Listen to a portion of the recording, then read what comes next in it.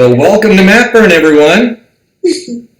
Hello. I know you can't see it, but I got a nice graphic that says "Wrestle like a girl" and your logo down in the bottom corner.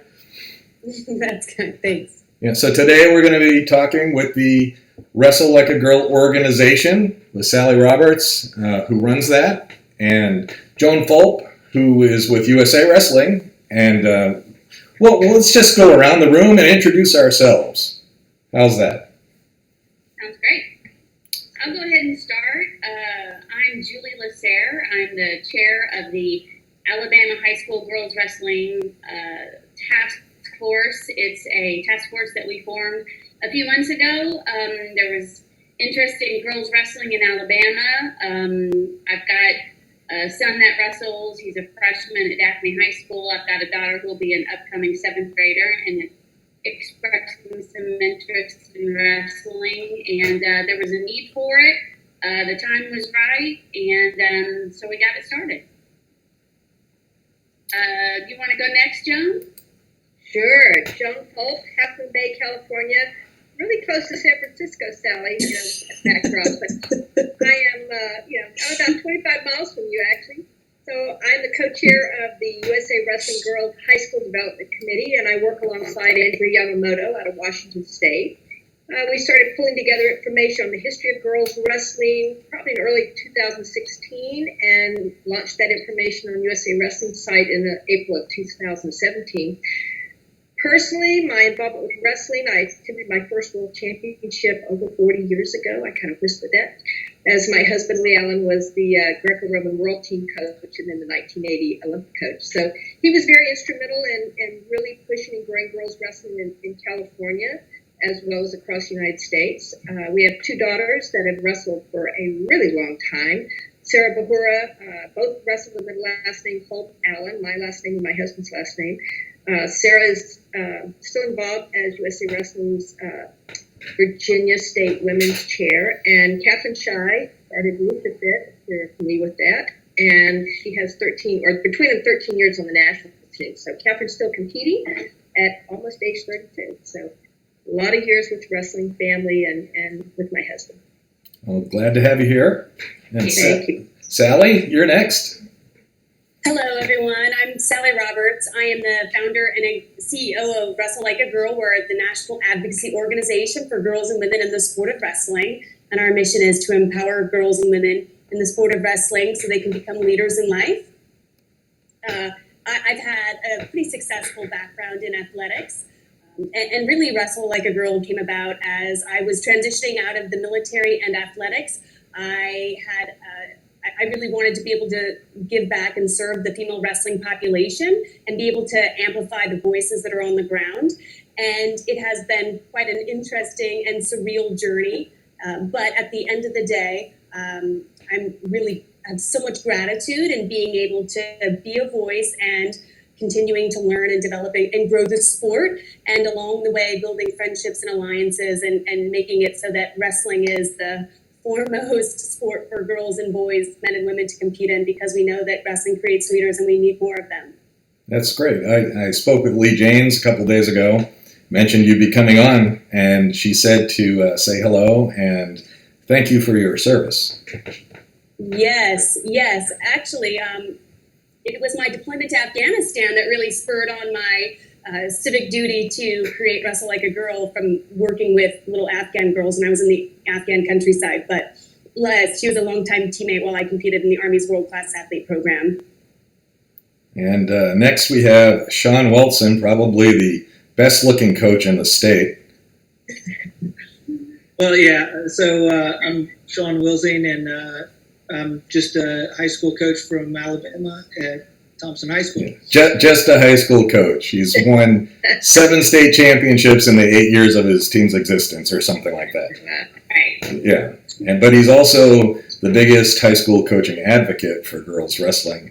Tried to get through a measure to sanction girls wrestling a few years ago, unsuccessfully. So, this is the second push that we made this year. I think it's finally going to work. Yeah. So most people know that I started the Alabama Wrestling Chicks about 2013 13, I would say, because a coach wouldn't coach my daughter and told me I had to form my own team, so I did. And I think I have a few pictures I can share. Let's see if I can share this one. I don't know if you can see that. Oh, look at that. Great. Yes. And Sierra over on the smallest girl, she actually wrestled for a middle school team this year. Oh, that is so great. And my daughter is second on the left, and she was captain of her middle school team and won most of her matches. And that was on the boys' team.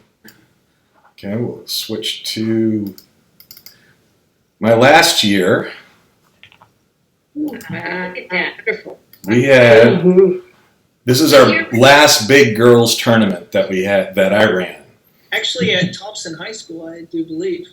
Yeah. Yes, of course, because Thompson is a good friend of girls wrestling. But you can see Lee is in the picture on one side, and Hannah Gladden, who is our state superstar, is on the other side. And all the girls in between, we have a lot of girls there from Georgia and Tennessee and Florida. So we had 78 girls at our peak. And then my daughter retired from wrestling. Yeah. So when my daughter stopped competing, I retired. And then Mary Huff, who isn't with us today, was the next person in Alabama to step up. And she ran the girls' tournaments for the previous 2 years. And this year, it was Julie and Jason who put together the girls' tournament for this year. So, you know, in the beginning, I felt like I was probably the only one in Alabama who cared about girls wrestling. But I was so glad to see some people finally step up and take it to the next level. So I'm very excited where this is going. And a lot of this has to do with Wrestle Like a Girl stepping up and helping us in the state. So, Julie, why don't you start the conversations that you wanted to get to today? Yeah, I think we kind of covered a little bit of the background. Thank you, Scott, for bringing that up. That I wanted to make sure to point out that you started this many years ago, laid the groundwork, you and Mary Huff and several others. And it just really within the last year, this all kind of came together. What was interesting is I started talking with Joan about, it's been a little over a year ago, right, Joan? Let's do it, yeah. Yes. We just started some conversations. Joan led me to some other people that have done the same thing. Lori and Chris Ayers out in New Jersey. I talked to them several times. Just laying the groundwork, finding out who was interested and all the players in Alabama. And then shortly thereafter, I called Shawn, and mostly because he was the head of the wrestling committee through the Alabama High School Athletic Association, and then come to find out, Shawn was a supporter in girls wrestling. And Shawn, you've got a daughter who may be wrestling next year as well, right? She might be coming out for the middle school team next year. Yeah, and that was a connection that Shawn and I had. We had girls on the same age, so and then within the last several months, we joined up with Wrestle Like a Girl. So now we have all these organizations all working toward the same goal, and we've been able to expedite things pretty quickly. So that's kind of the background there on Alabama girls wrestling. Also want to bring up, though, that girls wrestlers all along, Hannah Gladden, of course, was the first two-time state qualifier for Alabama. She was actually the first girl qualifier, and of course she's been a member of the USA team for, I think 4 years now. And just this year, we had our numbers in girls in Alabama, we had over 30 different programs represented. That's a lot of schools with girls. Even if that means one girl, that's still 30 different programs that were involved. So that's really important. I did get the opportunity several years ago to take Hannah Gladden to Columbia for the Pan Am Games. And it was one of the best experiences of my life, was to be able to coach her, and she won the gold medal for our team. So and our team won the gold medal, and it was very exciting. Yeah. great time. So I would like to, I don't have the agenda in front of me, but Okay, yeah. oh, here it is. I guess the next question that we're going to discuss is, why should girls wrestle? I think it's obvious to everyone on our call why girls should wrestle, but for someone who has a young daughter and hasn't even considered it, let's explain to them why girls wrestling is important. I'm going to jump in. Yeah, go ahead, Joan. Start that. I'll jump in. You know, as a longtime physical education teacher, coach, etc., for a long time, participation in athletics at any level is going to allow young girls and women to open the door. My husband was really big about that. You know, he would have young ladies go to a tournament where I thought, "Are you sure?" They were just getting started. He said, "Joan, they have to open the door," and anytime that door is open, it'll lead to greater opportunities in any young lady's life. So whether it's higher education, job force, but as a participating member of society, and their ability to give back, not just to their family, but their community, will be greatly enhanced. So we just look at, just open the door, create those opportunities that'll really benefit them in the long run. One personal story for me, I was watching my daughter wrestle. She was in 3rd grade, I believe, and she was in a kids duels tournament where from kindergarten to 6th grade were all on the same team, and she got matched up against a multiple-time state champion in 6th grade, and he completely dominated her the whole match. And by the 3rd period, in between the 2nd and 3rd period, I said, "Look, if you don't want to continue, that's okay. He's much bigger and older than you." And she looked at me and she said, "Dad, I don't forfeit." And from that moment on, I said, my girl's going to be just fine in life. Very true. Yeah. I never worry about her anymore because I know she can handle herself and she's tough and she doesn't quit.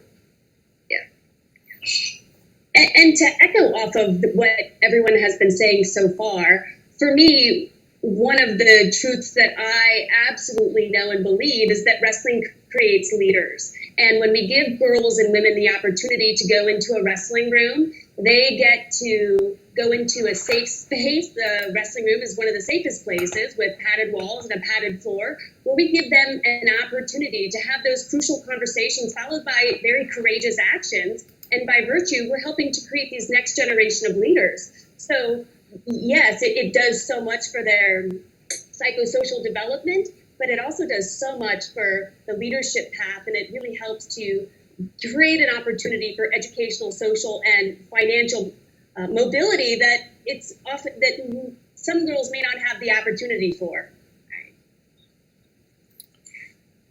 So, Sally, why don't you talk about how you formed the task force and who's involved and how many states have got sanctioning right now? Sure. So I'll just give a brief overview. My office, my headquarters is in Washington, D.C., and because of that, I spend quite a bit of time on the Hill talking with legislators and just having conversations about girls wrestling. And from that, it came on my radar that there was a bill, HB 20, that got presented for legislation, and it would have had adverse effects for female wrestling, in addition to some other challenges as the bill was presented.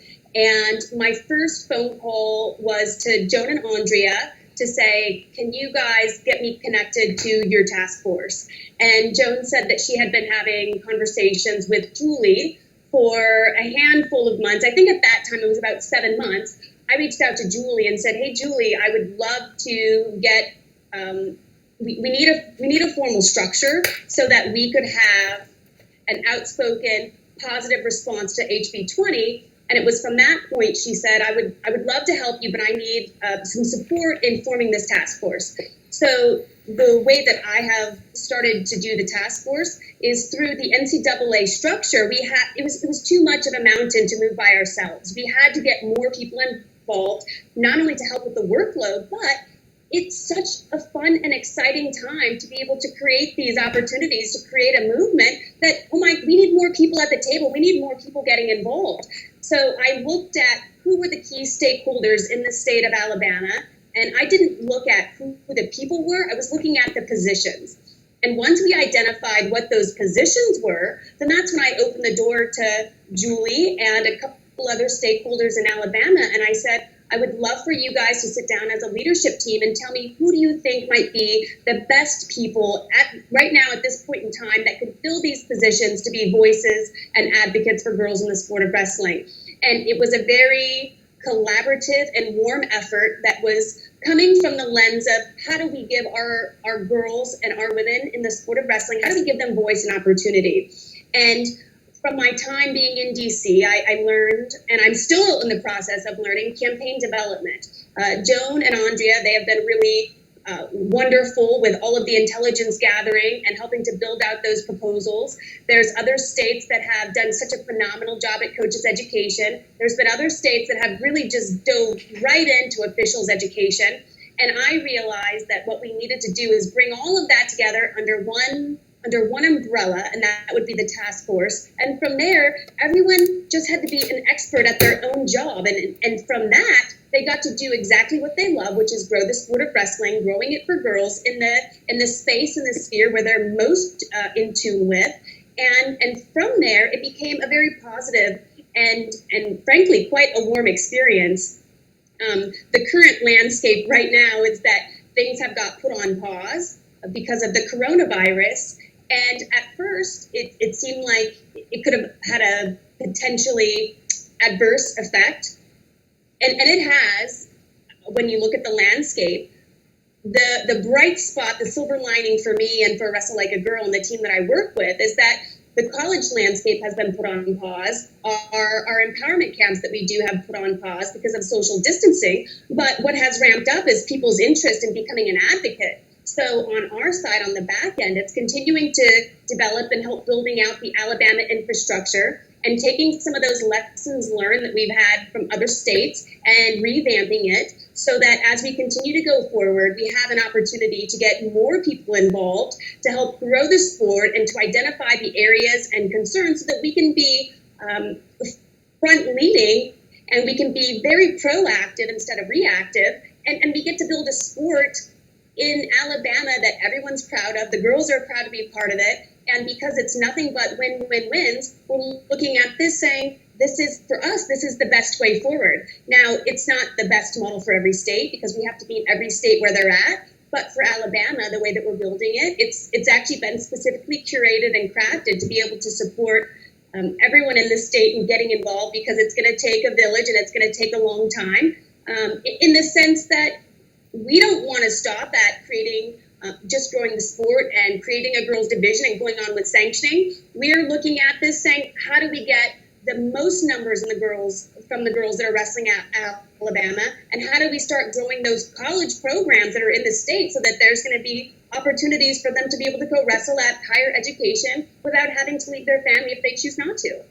Okay, Sally, the HB 20 that you're talking about, that's an Alabama House Bill 20? Yes. Yeah. Yes. That was, I believe that was originally formulated to try to keep transgender males from competing in girls' divisions, but it would also have the opposite effect of not allowing girls to wrestle boys, and in wrestling, that's their only option at the moment.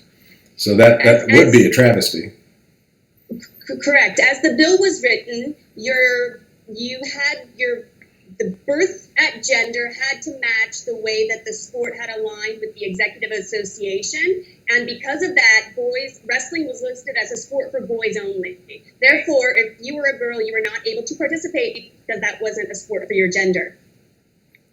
Yeah, so I don't think the AHSA could ignore our requests anymore like they did with Shawn the first time through. This is something they probably had to address in order to allow girls to continue wrestling. Certainly, and if there's one thing that I can say with absolute positivity, it's that in times of challenge with HB 20, it could have been perceived as an inherent challenge that could have been detrimental and it could have caused a lot of negativity and frustration. But we came out on top, we repositioned the argument, and we used it as an opportunity to build good. So there's some times where things happen to us, we get to choose what our response is. And in that moment, in that time, Alabama, the advocates for girls and women in wrestling, they came together and said, we all agree that this is not the direction we wanted to go, and we're going to be leaders from the front. And from that, I've been able to support the task force in being just as brave and bold as they want to be. Yeah, well, I'm glad that we moved in this direction. I don't believe that law would have held up against Title IX, but it's better for us to take initiative and be proactive and make sure that we don't run into these legal problems. Points of the bill was actually sharing practice spaces also. Yeah. So that would have been detrimental to, they would have had to have separate practice times, and it would have affected even track and field and basketball and Cross country. yeah. Yes. All those. Well, I believe that bill's still active, isn't it? Separate coaches and coaching staff and practice spaces. It definitely had far-reaching effects well beyond wrestling. Do we know if this bill is still active? It is still active, but it's sitting currently in legislation working on some redrafts. The last I checked, which was about a week and a half ago. Yeah, it wasn't very well written or thought out. So hopefully they'll get back and do a better job.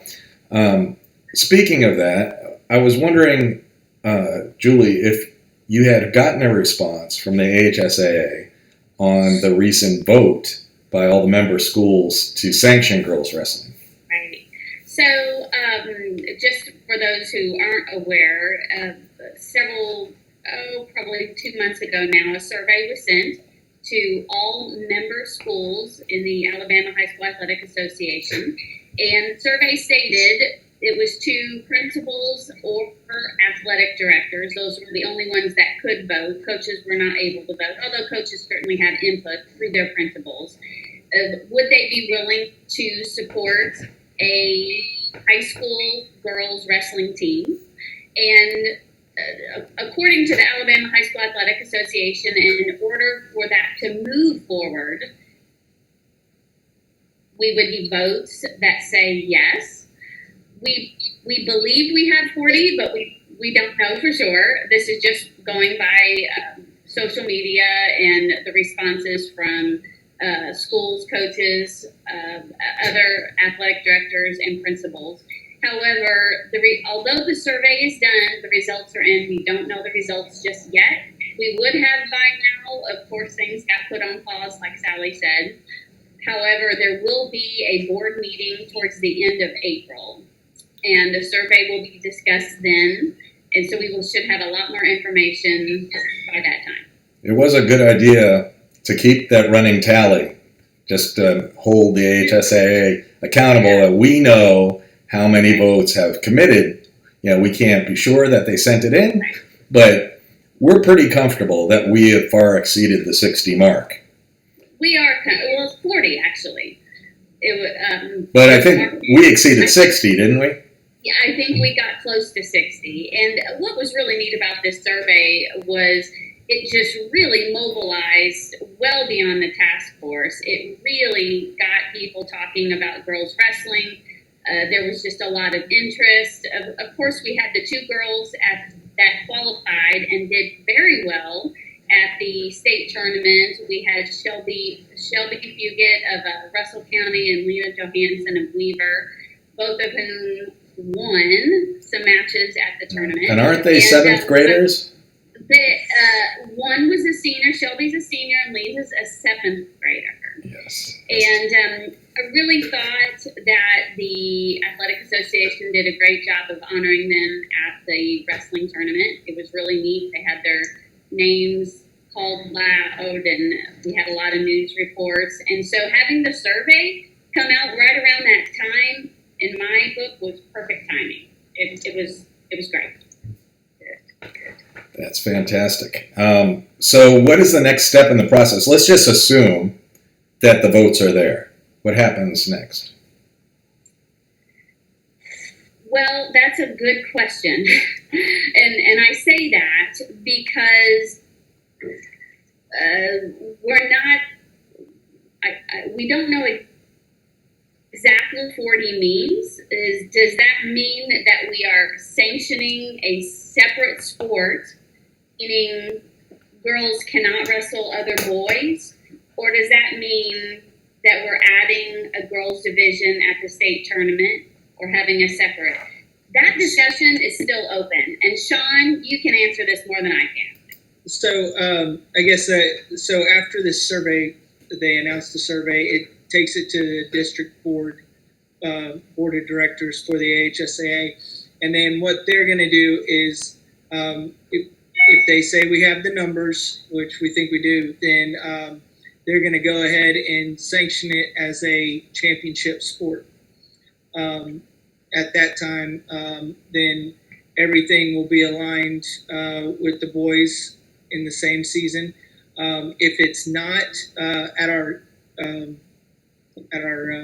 rules committee meeting back before all this happened, we went ahead and made some suggestions for that if the numbers didn't fall our way, to kind of make some changes. And so we will have, if we don't have the numbers, then we have several schools on hand to start girls division at their tournaments.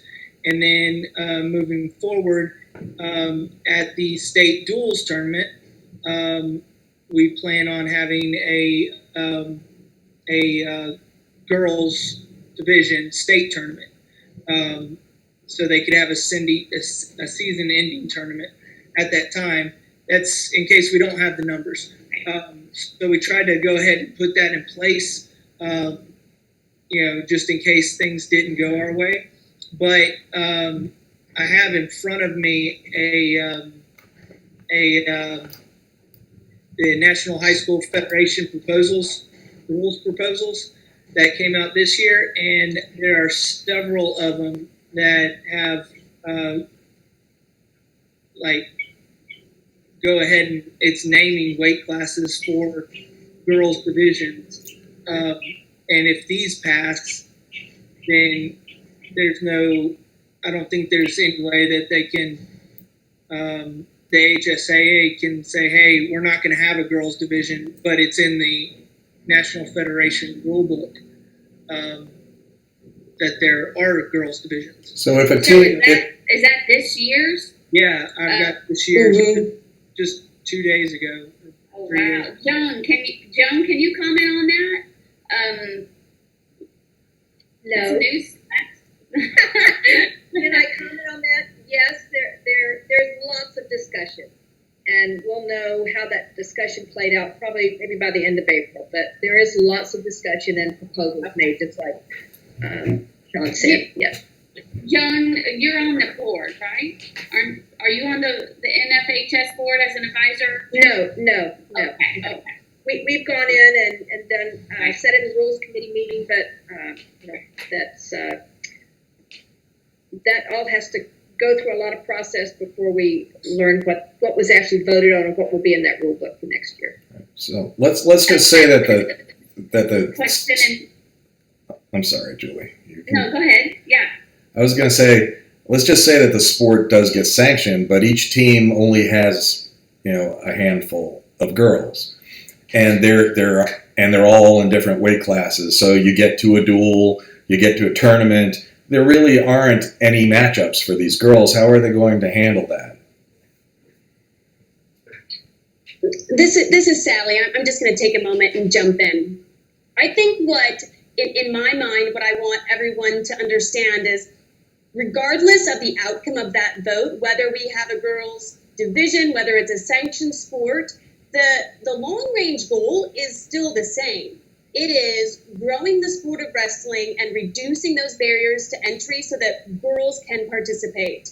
And what we can say for certainty is that once that opportunity is created and the barriers to entry are reduced, we can look at other states and see that their growth has gone up 200, 300, 400, even I think it was 500% for Missouri.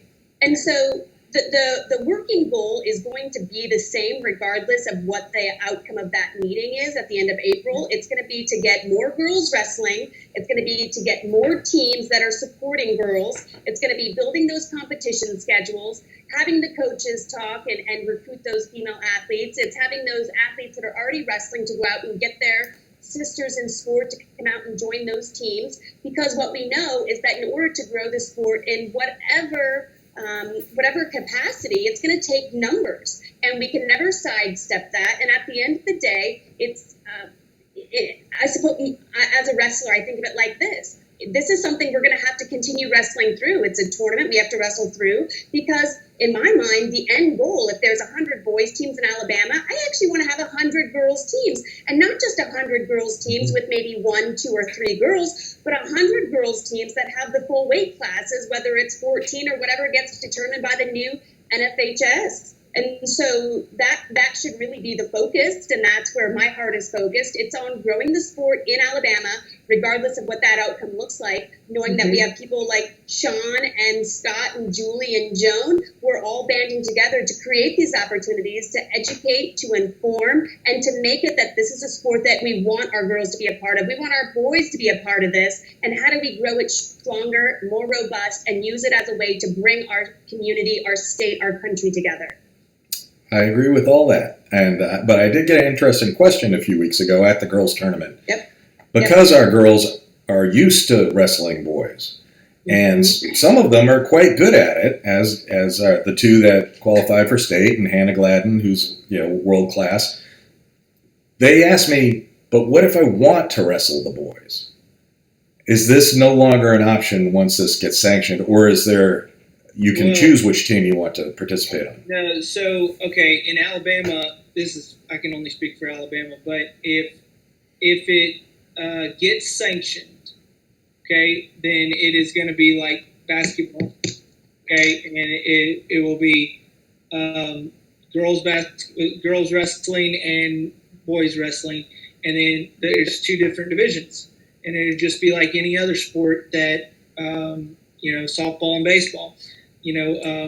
That you don't have that option. Right. But most likely they would be training in the same room with the boys team. Yeah, because of budgets for schools, and they're also trying to fill a full staff with. I'm sure they're sharing coaches. Yeah.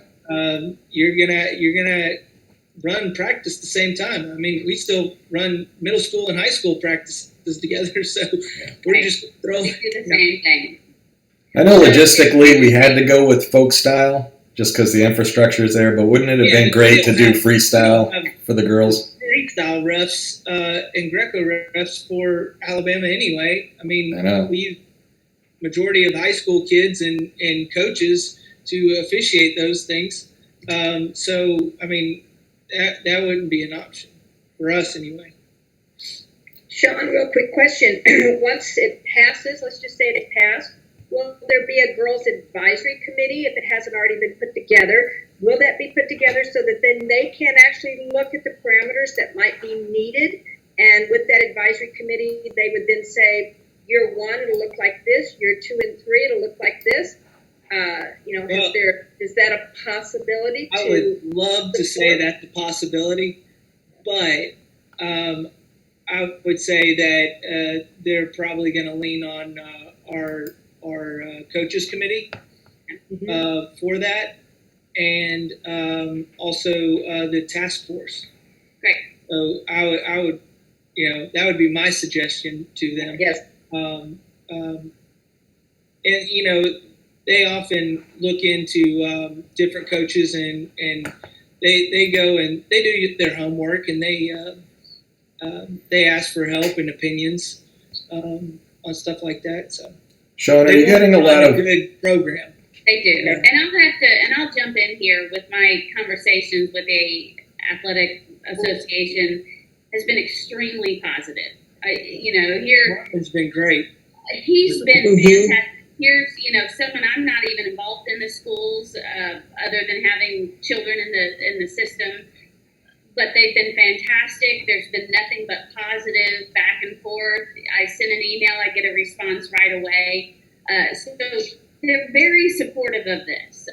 It's, I want anyone who's listening here, if they've had some negative with them, I haven't experienced that with this task force. It's been nothing but positive. So I want people to know that the association has been very supportive.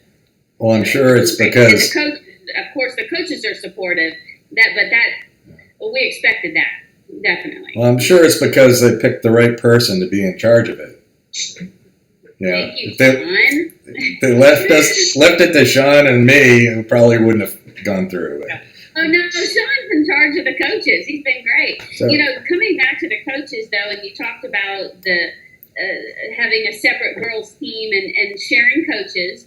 However, I've had several coaches contact me asking about wording for proposals to their athletic directors because of adding a girls team, having the budget to add another coach, which would be great. I mean, every school's different, of course, but that's an advantage. If you're adding a girls team, you are probably going to need another coach, which the teams probably needed that coach anyway, but this perhaps can free up some funds for wrestling teams in Alabama. So I just thought that was interesting. that's great. What kind of feedback are you getting, Shawn, from other coaches in Alabama about adding girls? The majority are on board, and they just want to have more wrestlers, and that's more athletes. I haven't. Only a couple had different questions, and then my response to them was like that. The girl that we had on our high school team this year, she was the best listener of all of them. It was crazy because I'd show everybody a move, right, and then I'd walk around and check people, and she's got it great. Why aren't y'all listening and paying attention like she is? It's a different dynamic, and I think it would be. I think it's crazy. I mean, I just think it's crazy not to enjoy it. Have 50. I loved 50% of our population here. I loved coaching girls. They are smart and they pay attention and they work hard. I'm curious, Sally, you're a coach, aren't you? I can coach and I do coach at our camps, but other than that, I don't. Well, but you were also an athlete, so it's true. You can't answer this question. I've had talks with Kevin. Well, we lost Sally. There you are. I've had talks with Kevin Black about when I first got started on the differences between coaching boys and girls, and he gave me some advice. And I'm just curious as to what you think the differences would be, if there are any. I had a coach break it down for me, and this was the way that I heard it, and this is what really resonates within me, is if you were to take a group of boys, and let's use the sport of basketball, and you take a group of boys in basketball, and you have a group of girls in basketball, and you go to those boys and you say, you know why we lost this basketball game?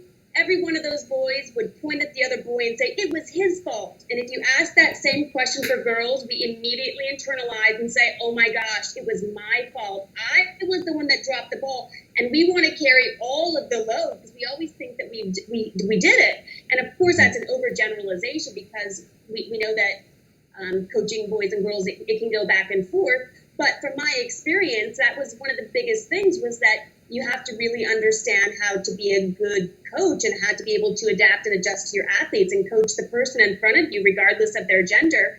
But I do find that, there's just a different way that men and women think, and then you see it in athletics, and then when you transition out. For me, I can tell, and I don't know, Joan, Scott, Julie, Shawn, I can talk to someone, and within the first 3 minutes, I can determine if they've ever played athletics or not, and it usually comes from the way that they communicate. Yeah, Kevin told me, and this was great advice, that girls need positive reinforcement constantly. And that if you just keep telling them that you're proud of them and they're doing a great job, they will keep running through the wall for you. Yeah. And I found that to be true. And they take it, like you said, very personally when they don't do well. And if you point out, mistakes that they're making, you have to be very careful in how you phrase it, because they will beat themselves up.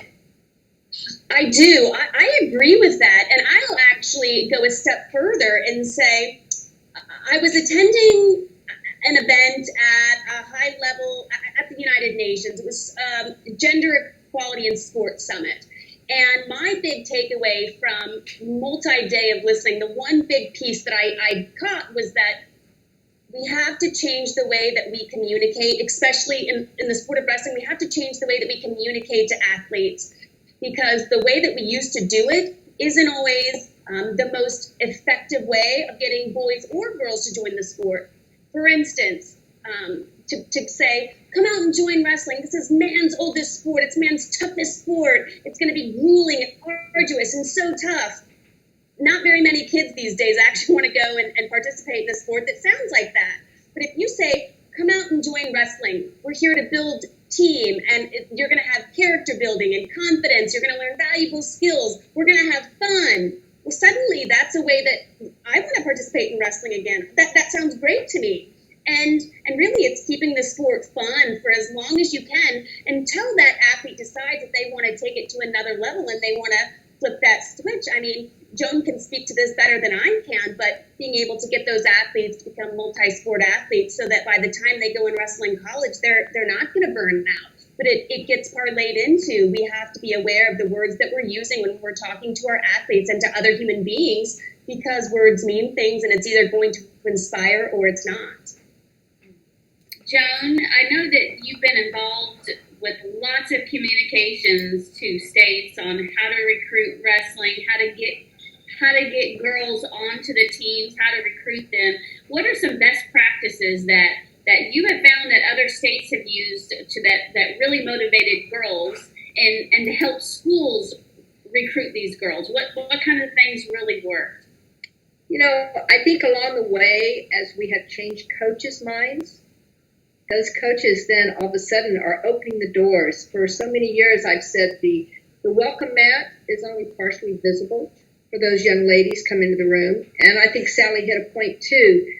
We have, to our disadvantage, we have had a wrestling room that says, let's show everybody how this is the toughest, most grueling sport, instead of saying we need to bring young people, girls and boys, into this room to teach them life skills and to help them have fun and learn the sport. Andrea wrote a great piece on Beginner Nation and just the difference in really coaching beginners and then looking at that end product down the road. I think the athletes themselves have been great participants in recruiting.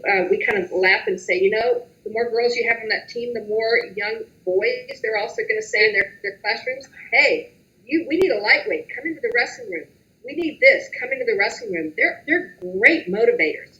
The students themselves. So between coaches, and there's so many ways that they can motivate. They can do morning announcements. They can have exhibitions. They can, have open practices. Just having the kids come in and watch a practice. Just come in and see what's happening in the wrestling room. You don't have to necessarily get started in there, but that Beginner Nation type of mind thought. But I think the coaches now, especially when they realize, wow, I might be able to win a state championship with the girls team. They're excited. That's a very good point. I mean, that's an advantage of having, if you think about it, with the girls, that's an opportunity for multiple state champions. I mean, right. Look, Shawn doesn't need any more state championships. He's very greedy. Right, yeah. And our team just moved up to 7A. Great. Right. And I think that's been the biggest. That's been the biggest thing is these coaches getting excited, these coaches having more information, realizing how much fun it is. We kind of joke around and we say, there's two buses. As the coaches get familiar with wrestling with boys and girls, the boys' bus is over here. The boys are getting ready to go to the tournament. The hood's up. They got the earphones in and they're listening to music. And You got to be aware the girls' bus is going to be a little different. There's sparkles, there's music, they're dancing, they're painting fingernails, and they're braiding hair. So, it's just, once the coaches get in there, they are having so much fun. And I think they're the ones who've really grown the sport, besides the young ladies that are brave enough to walk in that room and bring a friend or two. Sally, can you give us some information on how many states have sanctioned girls wrestling to this point, and how many we have to go still? Yes. So from 1999 until 2016, there was 6 states in the union that had a girls sanctioned high school championships for wrestling. Starting in 2016, when Wrestle Like a Girl was formed, and that's also when Joan and Andrea got their task force. The work that we've been doing, of course, supporting the other states. There's 14 states now that have a girls' high school championship. We have, and I don't keep track of these numbers, Joan can answer this one, but there's a handful of states that have unofficial girls' championships that are hosted by the Coaches Association. So the numbers that I look at, we have 29 states that we're really digging into to help get to that sanctioned level. And there is a difference, just so you guys know, between creating a girls' division and having a sanctioned sport. A girls' division means you have 1A, 2A, 3A, and a girls' division. And then having a sanctioned sport is a sport that stands on its own. It's recognized as an official sport by the Executive Association. And there's a couple of states that don't actually say, and Alabama right now is one of them, where their option of a girls' division is not there. It wasn't written into their bylaws. They didn't see that at the time when they were written. And so it's really going from either going right to a sanctioned sport. So there's a little bit of work to do, but it's going to be fun and exciting, and it grows the sport, and it's really it's quite valuable to do. I was surprised when I found out that Pennsylvania does not have sanctioned girls wrestling, considering how it is practically a religion in that state. And how close are we to that? Here's the interesting thing. I found that those states that are they have such depth with boys wrestling, they look at it from a different lens. And Pennsylvania, actually, here's an interesting story. The reason that I even got involved with Pennsylvania, because initially I wasn't going to. The culture there is just very Pennsylvania centric.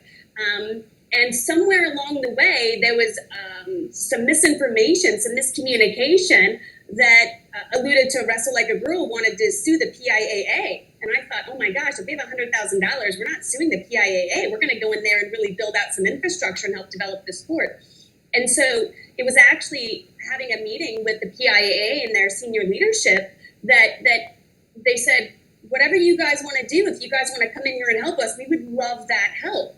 And when I stepped back and looked at the landscape, it was just that we needed to bring everyone together. And now that has happened and we were able to convene everyone, all of these different entities, different people sitting at the table, and maybe they're not aligned in very many ways, but they are mission aligned with growing the sport, then we really started to take off. So the movement that we've made since that task force was formed, and we started doing the build out for that in December of last year, up until now, it has been a really rewarding experience. And because one of the things that is really important to me is the language and the framing. We framed it all so very positively that even people who were detractors are now on board because they're saying, oh, this is something I can be a part of. And we made it really fun. And so, yes, right now, Pennsylvania doesn't have a girls' division. It's not a sanctioned sport, but it's growing and it's really positive. There's so many people that have seats at the table that are just really, they have gratitude for being involved, but even more than that, they're mission aligned and they want to create those same opportunities that they've had for boys, for girls. And we're seeing that same sort of excitement and invigoration happening in Alabama. I'm sure Shawn would agree with me that not every boy is equipped to wrestle. They're just not built that way, and it's probably more so for girls. So when it comes to recruiting girls, what are the kind of attributes you would look for? And I guess this question's for Joan. What are the attributes you would look for in recruiting if you were a high school coach and you wanted to find an athlete who could handle wrestling? That's an interesting question because I see it maybe very differently. Of course, as a coach, we're going to look for an athlete that has participated in sport before. Maybe they come into a physical education class and they score high on a physical fitness test, etc. Maybe they're a softball player in the spring, maybe volleyball, cross country runner in the fall. But I think what we're seeing, Scott, and what we are creating an awareness with our coaches and our coaches education piece is that the majority of young ladies, maybe 160 pounds and over, have never had a sport to call their own. They've never been recruited for a sport. And now we're seeing wrestling with a weight for everybody. That's and very we're interesting. seeing these young ladies come into the sport and are being able to be athletes for the first time. So, I see it in two ways. Of course, we're going to look for, athletic kids, but we're also realizing the door is opening. And these young ladies are realizing when they see the weights, we always say as coaches, post all the weights on the wall. Let them see there's a category for them. Even our lightest weights, our little bitty gals, there's not many sports that they might play, especially in the winter. In many states across the U.S. in the winter, basketball is the only sport. Well, So and that's wrestling offers offers that for most opportunity. Yeah. Yeah, offers that opportunity. But so along with that comes a lot of other real specific concerns that we have that we want the coaches to understand about those young ladies walking into that wrestling room. But it's exciting. It's exciting. The number of young ladies for the first time are able to see wrestling as their sport. It is exciting to sell to small boys the fact that they can compete in a sport successfully, because they don't have that opportunity in basketball and football. But wrestling's a sport for them. And you're saying for women it's the opposite, which is intriguing. Well, across the board, but especially for those upper weights. We've made some pretty strong points about that upper weight category of young ladies. Yeah. And one thing I noticed with my daughter, once she got to middle school and she was, starting in a weight class, I had to be very careful about helping her manage her weight. And I would imagine with women and girls, it's a lot more important that we don't overemphasize making weight and starving themselves. Exactly. Well, we need to do that as a sport in its entirety. Yeah, we need to look at that process. We can do an entire video cast on weight in the girls and the boys. Certainly, and that's something actually we could do for another one, is to talk about some of the specifics to help coaches deal with some things, because we all know there's some very specific girls issues, maybe more so in wrestling than in other sports, that they have to deal with, some sensitive topics, and that's something that we can definitely do maybe some education on with your help, Joan, and Sally's. That may be a good future video cast we can talk, discuss. Yeah, so there is a lot of differences or important information that high school coaches will need to have about why, the things you need to know about coaching a girl, about managing their weight, and about uniforms, or, about the way they psychologically receive coaching. So what kind of information are we providing to our coaches to do this? I know USA Wrestling and the NWCA both have stuff out about specifically coaching girls in wrestling. So. And as a task force, we have an informational packet. It currently is in rough draft form. It's going through different task force members for editing. Once that document gets finished and we give it to the Alabama High School Athletic Association for their blessing, we're going to be able to disseminate that, and it's going to be part of a sustained campaign. So the Sanction Alabama campaign, it is going to be, we're at least 3 years of us doing this work and providing education and giving information and supporting all the stakeholders in Alabama. So we have an informational packet. We're going to continue doing Zoom meetings and Zoom webinars like this. These are great. If And if there's things that people need, please let us know. The reason that we're effective, the reason that we're going to be a robust task force is because we're helping to grow the sport. That means coaches, officials, getting business leaders to understand that we need support and funding, getting more people in the media.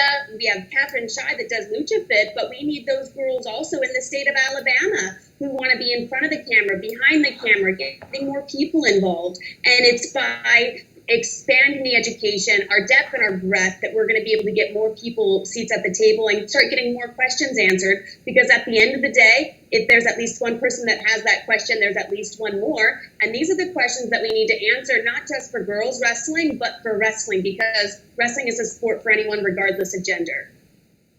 Well said. Julie, Very well said. when are we going to hear an answer from the HSA? Did they say? Towards the end of this month. The meeting was supposed to have been this week. Of course, everything's been pushed back on a timeline. So Marvin Chu from the Athletic Association told me it was going to be toward the latter end of April. So at that time, that's not that we're waiting. We're still doing a lot of behind the scenes work, but that's going to be important information for us to have, because we're going to officially know which direction we're going to go for this year. And we can plan accordingly then. So perhaps we can do another one of these webcasts after we have that information, and we can get it out to the rest of the state. And by that time, we should have our informational packet pretty well nailed down. So we can definitely do this again. Thank you so much, Scott, for having this platform for not only us, but for Alabama. This is great. Well, Yeah, thanks thank for you, coming. Yes, and you read my mind. I was going to invite you all back to celebrate the good news, which I'm certain we're going to get. You can Sounds do it. good. Yeah. All right. Excellent. Thanks a lot. We'll talk to you soon. You guys have a good night.